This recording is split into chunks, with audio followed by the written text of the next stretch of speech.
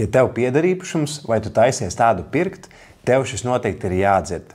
30. maijā Saeimā beidzot pieņēma likumu par kadastrālajām vērtībām. Katram nekustamam īpašumam ir sava kadastrālā vērtība, kur veidojas pēc konkrētas formulas, un pēc tās tiek rēķināts nekustamā īpašuma nodoklis, valsts nodeva, par ko bija vairākus gadus cilvēkiem diskusijas, par to, ka šīs vērtības plānoja pielīdzināt reālajām tirgus vērtībām, kas nozīmē to, ka nekustamā īpašuma nodoklis, ko tu maksā, palielinātos līdz pat 3, 4, 5 reizēm. Tad jaunais pieņemtais likums paredz to, ka būs divas vērtības – fiskālā un universālā. Fiskālā vērtība saglabāsies esošajā līmenī, līdz ar to tavs īpašuma nodoklis nepieaugs, bet universālā vērtība tiks pielīdzināta reālajiem tirgus datiem, kas nozīmē to, ka zemes nomas maksas varētu pacelties. Šis likums būs spēkā līdz 2027. gada 15. jūnijam, kad tomēr tiks pārrēķinātas jaunas kadastrālās vērtības pēc aktuāliem tirgus datiem. Kas ir labākais?